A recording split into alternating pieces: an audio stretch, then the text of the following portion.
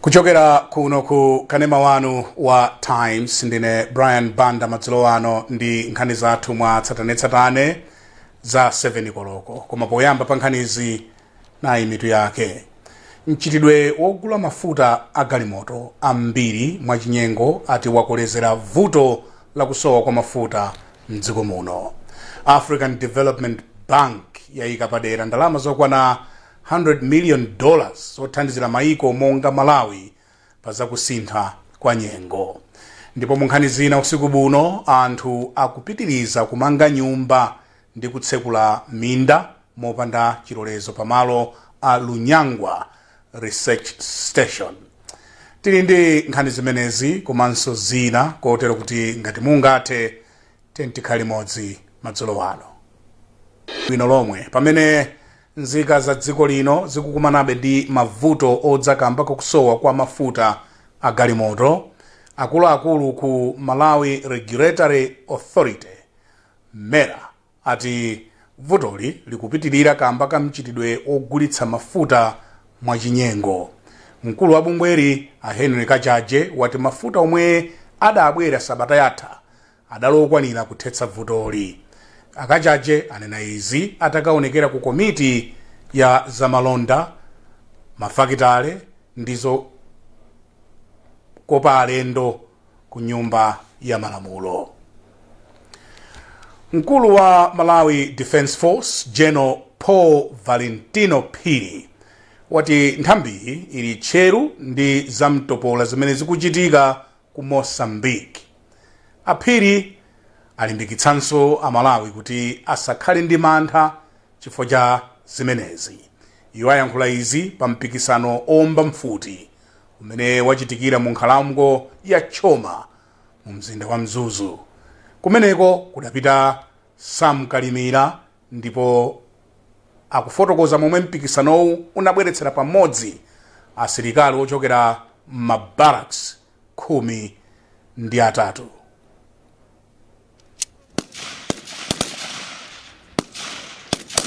Aphiri omwe anatsogolera asilikali kuombera ndipo anaombera chipolopolo mochititsa kaso anakuti MDF ikawombereredwe pa maphunziro a asilikali ake komanso kuonetsetsa kunena kuti ali tcheru poteteza dziko lino. Inetu ndifuna ndiapatse Amalawi chikhulupiriro chabwino ndiponso chopambana kuti ife MDF ndife okonzeka andiso tikukonzeka tsiku ndi tsiku, masana ndi usiku sitikugona, tikukonzekera.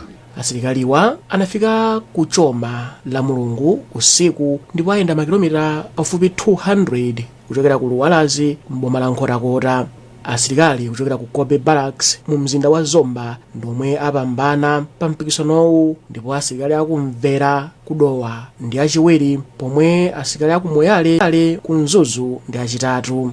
Yemwe amatsogolera asilikali ku Kobe Barracks pa mpikisanowu wa Gibson Chinula anakuti mpikisanowu wathandiza kulimbitsa matupi awo komanso kuona mmene angathenenda maliwongo akamamenya nkhondo. Chakatamawa zimenezo sizitheka chifukwa mmene tachitira apapamo ndiye kuti tayamba ukusikusiya. Of course ma trainings oti mapanga koma mmene tapangira apapamo ndiye kuti tikuyenera tipite chitsogolo. Asilikali pafupifupi 500 anatenga nawo gawo pa mpikisanowu ndipo asilikali achimayi amachitanso bwino kwambiri.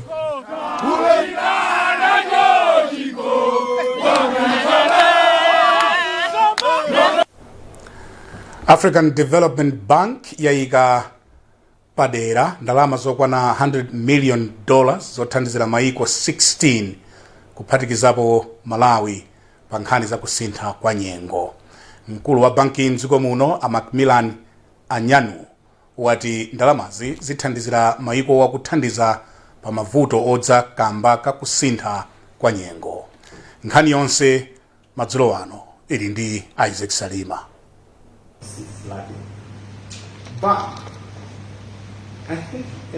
Nthumwi zochokera maiko kwana 24 zikukumana mu mzinda wa Blantyre kukambirana nkhani yokhuza kusintha kwa nyengo komanso mmene maiko angachitire polimbana ndi nkhanizi. Poyankhula pa mwambowu, mkulu wa African Development Bank mdziko muno a Macmillan Anyawo anati banki ipitiriza kuthandiza maiko ngati Malawi pofuna kulimbana ndi zotsatira zimene zadza kamba kakusintha kwa nyengo. As a company, this year Malawi got $16 million and iwo anati pakadali pano dziko la Malawi lipindula ndi ndalama zokwana $23 million mu ndondomeko yachiwiri ya pulogalamuyi. Iwo adati banki ikupitirirabe kuthandiza mayikowa malinga ndi kuti nkhani zakusintha kwa nyengo zikupitirirabe kusausa mayiko ngati Malawi. Iwo adati mu ndondomeko ya zaka ziwiri zimene zikuzazi akufunanso kuthandiza anthu wamba. Malo momaperekanso ndalama ku dziko akufunanso kumathandiza anthu amene akukhuzidwa ndi ngozi zogwa mwadzidzidzi.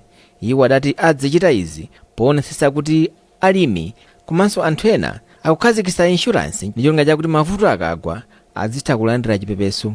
Ndipo mlembi wamkulu oona zakayendetsedwe ka ntchito ku nduna yoona zachuma m'dziko muno Heather Kinjati adati nthumwi pa msonkhanowu zikuyenera kukambirana zinthu zimene zingathandizedi mayikowa. Iwo adati nthumwizi zigwiritse ntchito mkumanowu popeza mayankho ku mavutowa. Anjati adati mavuto okhuza ngozi zogwa mwadzidzidzi akupitirira kuononga mayikowa ponena kuti amabwezeretsa chitukuko m'mbuyo.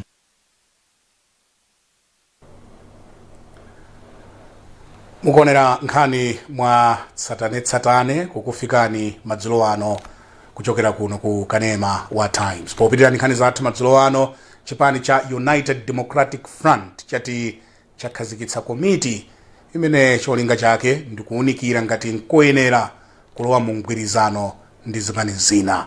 Komiti ili ndi mamembala 22 ndipo mtsogoleri wa chipanichi Atupere Muluzi wanena izi pa maphunziro apadera amamembala a komiti amene achitikira mu mzinda wa Blantyre. Amuluzi anayankhula motere.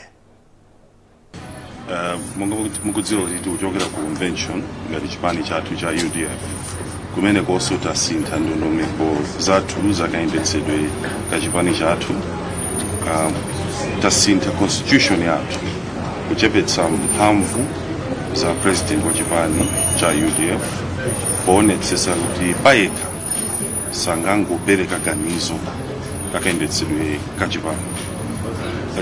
China chilichonse chimene chipani chiziwulutsa chizikhala kuti National Working Committee imene yasankhidwa ku convention imene ma members 22 a chipani chimenechi ndi amene aziyimira anthu onse a dziko lino kuyambira nsanje mpaka kuchitipa ma members a chipani cha UDF kupereka maganizo amene akhoza kuthandiza kuti dziko lino lipite patsogolo. Greenwell Yoyani ndi msungichuma wamkulu wa chipanichi ndipo adathirirapo mulomo pa za maphunziro. Muyembekezere zambiri zabwino ndipo zinthu zambiri zabwino ndipo zodabwisa zoti sitinazioneka. Zasintha andife tachivomereza ndipo tachipanga support kwambiriso. Ndipo mmene zakhaliramo ndi mmene timafunira because zinthu whatever has happened zimene anthu tinapempha ndi ife tachivomereza kwambiri ndipo zikhale choncho. Komiti imeneyi ndi imene imaziwa zinsinsi zonse za nyumba. Nde kusiyana kwake ndi kumene kuko National Executive Committee timagwira ntchito ndi anthu kuti ena sali mu National Working Committee. Koma zinsinsi zazikulu ka zinthu zimene zimachitika ifeyo amu National Working Committee ndi amene timakhala pansi ndikuziphika. Malo ochitira kafukufuku wa zaulimi a Lunyangwa mu mzinda wa Mzuzu ali pa chiopsezo cholandidwa ndi wanthu. Izi zikudza pamene anthu ena akupitiriza kumanga nyumba komanso kutsegula minda pa malowa mosavomerezeka. Mkulu yoyang'anira malowa Atone Maulana watsimikiza za nkhaniyi. Posachedwa apa nduna ya zaulimi Sam Kawale anayendera malowa. Feston Malekezo akufotokoza zambiri. Malo ochitira kafukufukuwa ndokwana mahekta 640 koma pakadali pano angosala ndi mahekta 100 okha kuti enawa atengedwa ndi anthuwa amanga nyumba, ena atsegula minda ndipo ena amanga nyumba zamakono zochita ulimi pa malo a Lunyangwawa.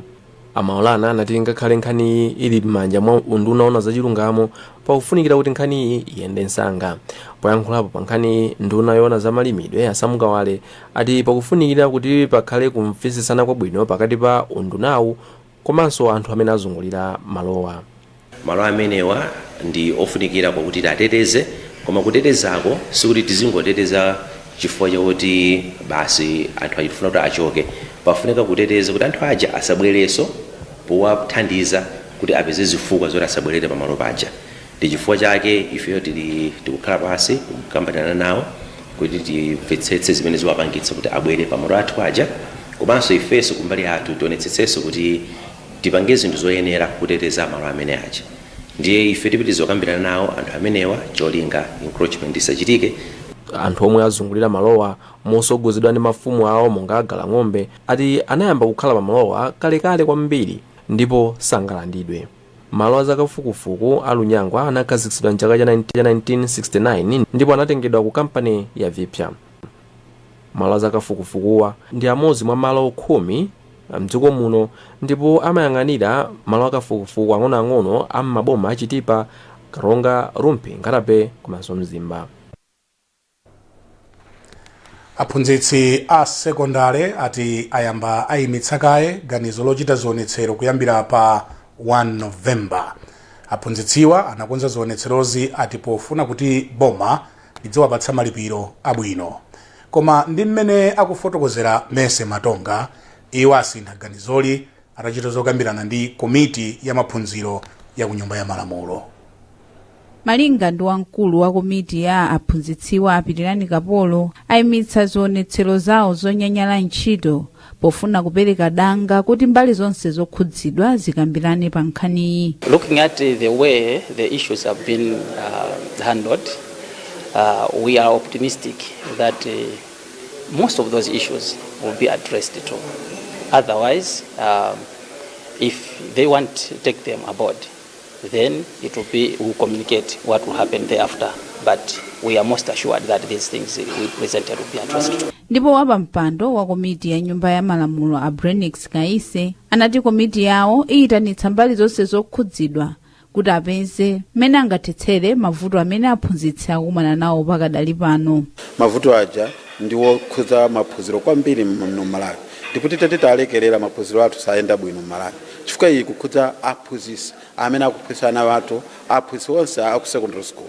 Kuteroko ifeyo ngati komiti tagwirizana kuti posachedwa apa tayitani komanso tisati posachedwa apa lachinayi lino 9:30 mmawa tikuyitana ku ndono za maphunziro kuti abwere tafotokozere mavuto amene taphunzitsa iwowo akayankhepo. Pa 7 Oktoba chaka chino aphunzitsiwo analembera mlembi mu nduna za maphunziro mavuto awo komanso kulephera kwa unduna za maphunziro kuthana ndi mavuto awo omwe akhala kumana nawo kwa nthawi yayitali. Aphunzitsiwa anaopseza kunyanyala ntchito kuyambira pa 1 Novemba ngati unduna za maphunziro soyankha mavutowa.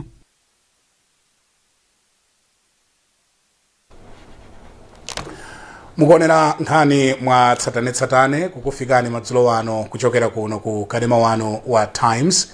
Tini nkhani zina zambiri bwino lino. Yes, Loani. Ziko mota kulandirani? Sorry, Panita. Bwanji goti. Cholembera chino bwana. Ife tu maoffice muno timagwirisa ntchito zolembera zake zimenezi. Cholembera ichi ndi cha bundle. Zolembera za bundle zakazi kukutumikirani kwa nthawi yayitali. Pano ndikulengeza kuti tabwera ndi zolembera zatsopano zomwe zili mmapangidwe awiri, classic ndi winner. Zolemberazi ndi zokongola, zolemba bwino komanso zolemba nthawi yayitali. Zolembera za bundle zimabwera m'mitundu inayi, black, blue, red ndi green, ndipo mutha kugwiritsa ntchito mu ofesi, ku sukulu ndi malo ena. Akupanga zolembera za bundle ndi a Euro Industries, kampani yeniyeni ya Chimalawi.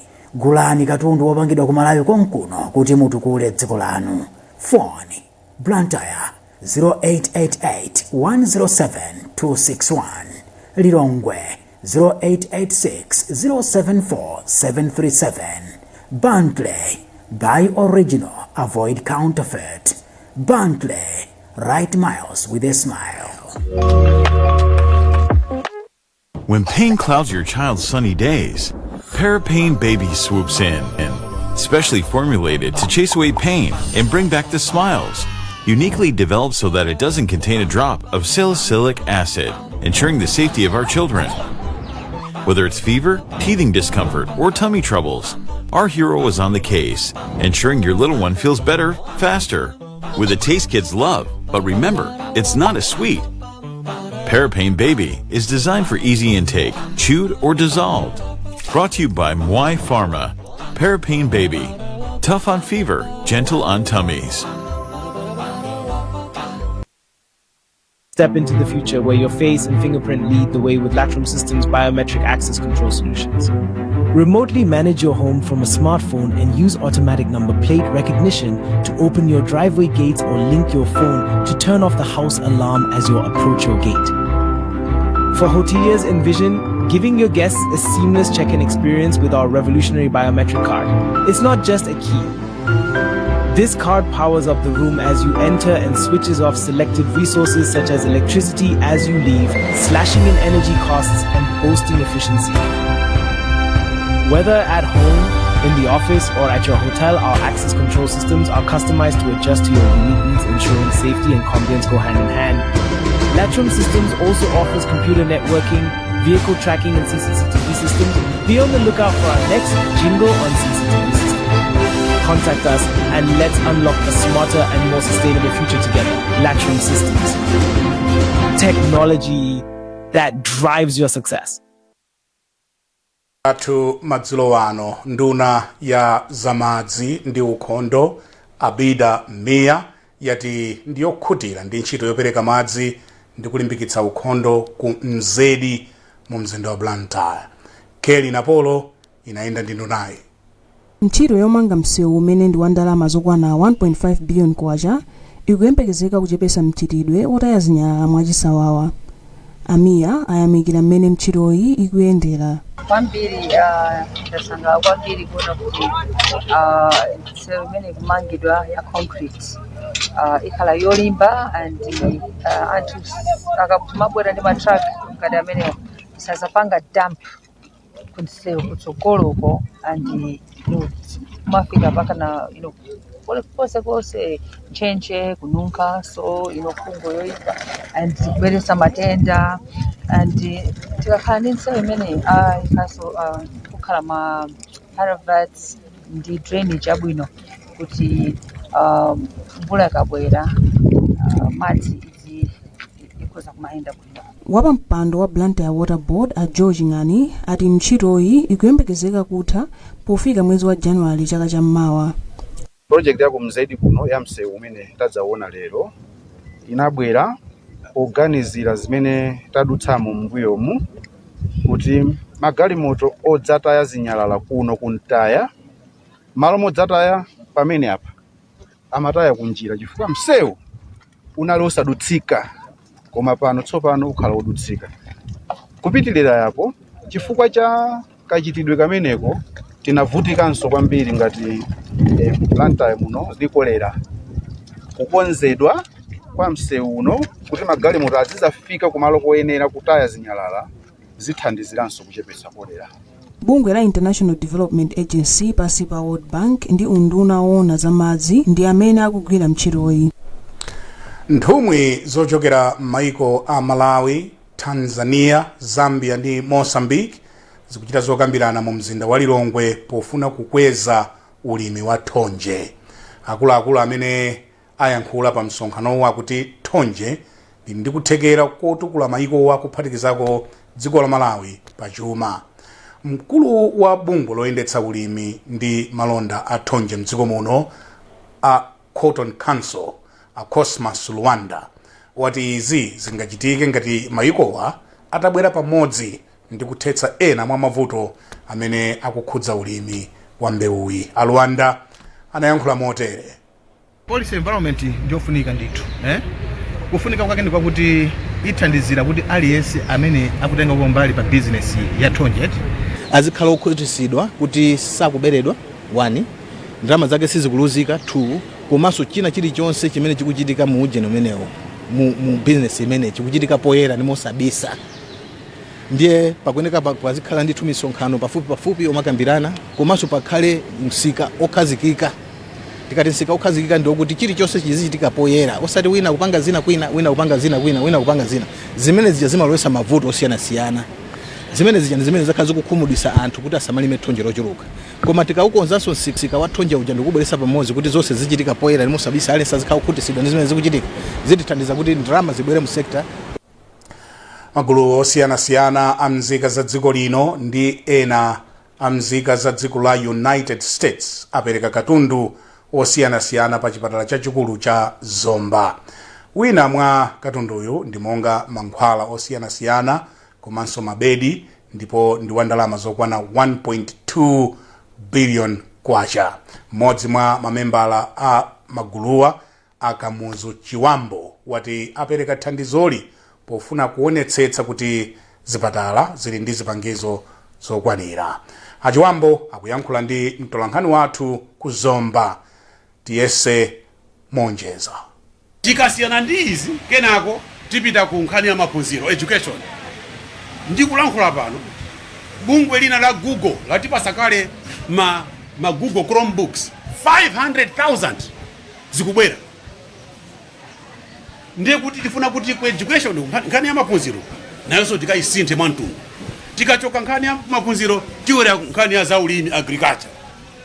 Izi zoti mene tinambira makolo athu khasu chonchicha iya kumene tikupitako imene izakhala history ndi project yayikulu kwa basi komanso achinyamata ngati tili ma project ena amene upanga za technology ndipo tizafika nthawi yoti achinyamata ngati inu tizatumiza ku America kuti muzikaphunzira izi zikamabwera equipment ngati imeneyi chifukwa ina equipment ili highly specialized luso lizakhala lochepa ndipo pazafunika kuti pazakhale maphunziro apadera. Ndipo mawu wake mkulu wa chipatala cha Zomba Asaulo Nyirenda anati thandizoli lichepetsa vuto la kusowa kwa zipangizo pa chipatalachi. Ife tilokondwera kwambiri chifukwa katundu amenewo muli zipangizo zambiri zimene ifeyo ngati chipatala takhala tikuzifuna komanso timazipeza inde koma mwina mosakwanira. Ndiye muli zinthu ngati matebulo, mabedi, maglovu, mamaski ndi zina. Zinthu zimene zithandizira kwambiri kuti ntchito yathu ife ya chipatala ipite patsogolo komanso quality ya ntchito yathu imene tikupereka chithandizo imene tikupereka kwa odwala amene amafika pa chipatala pano chikhale chopambana. Ndi nkhani imeneyi tafikanso kumapeto kwa nkhani zathu mwa tsatanetsatane madzulo ano kuchokera kuno ku kanema wanu wa Times. Koma tisadasiyane na inso mitu yake. Mchitidwe ogula mafuta agalimoto ambiri mwachinyengo akuti ndi umene ukolezera vuto la kusowa kwa mafuta mdziko muno. African Development Bank yayika padera ndalama zokwana $100 million zothandizira maiko monga Malawi pazakusintha kwa nyengo.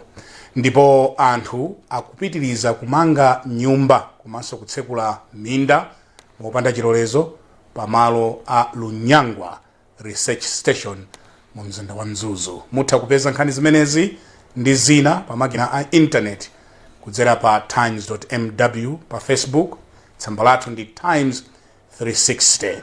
Ndine Brian Banda, malo mwa ife tonse kuno ku Times headquarters ku Blantyre. Tukuyamikani pokhala nafe madzulo ano, and goodbye.